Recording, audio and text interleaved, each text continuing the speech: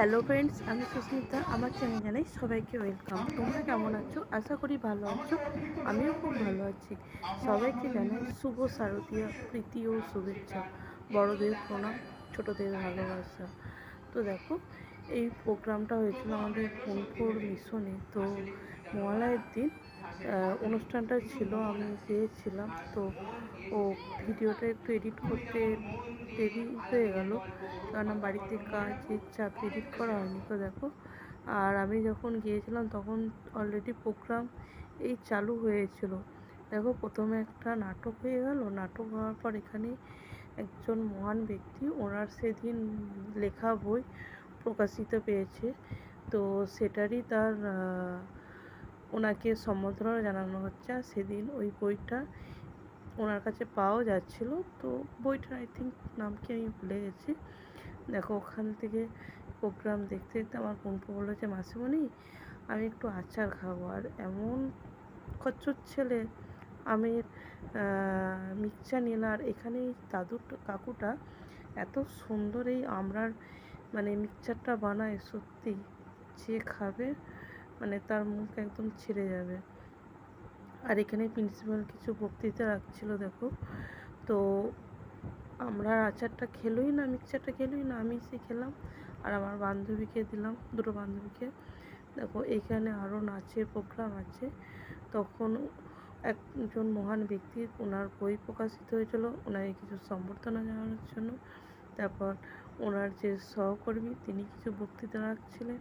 আর এখানে নাচ গানেরও প্রোগ্রাম চলছিল। দেখো, তারপরে আর একটা নাটক ছিল। প্রথমে নাটকটার নাম হচ্ছে মোবাইল।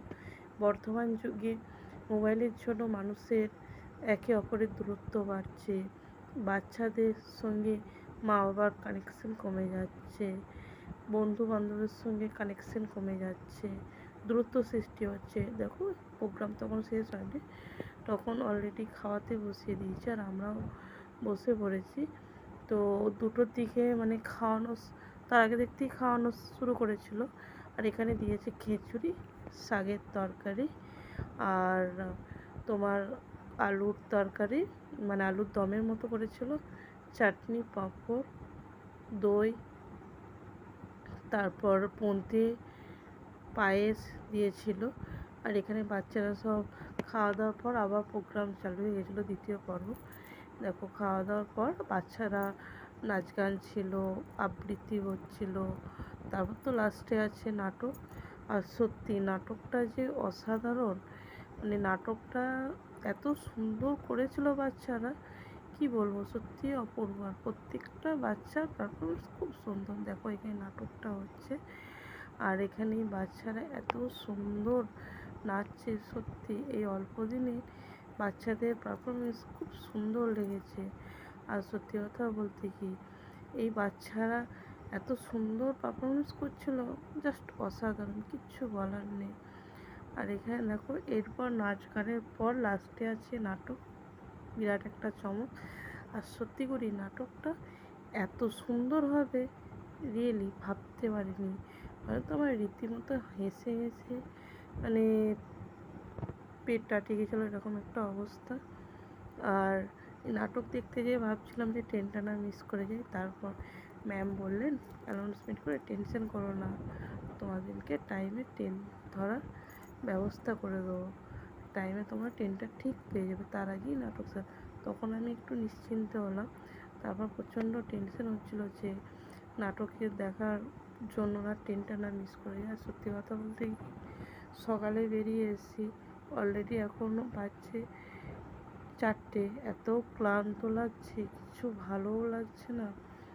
আর কি বলতো, আর এটা হচ্ছে আমার বোনপুর মিশন, বোনপুর মিশনে পড়ে। এটা মিশনটা হচ্ছে মুসাগ্রামে, স্টেশন থেকে একটুখানি, সারদা মিশন। তো এখানে আমার ভাই পড়েছে রামকৃষ্ণ মিশনে, আমার ভাই পড়েছে হচ্ছে বীরভূমে তোবড়াঝুড়ে রামকৃষ্ণ মিশন। দেখো, কথা বলতে বলতে অলরেডি প্রোগ্রাম শেষের দিকে। তো প্রোগ্রাম শেষ করে অলরেডি বাড়ির দিকে রওনা দেবো এবার। আর এখানে বাচ্চারা খুব সুন্দর পারফরমেন্স করেছে, জাস্ট অসাধারণ। সত্যি প্রত্যেকটা বাচ্চা খুব সুন্দর নাটকে পারফরমেন্স করেছে।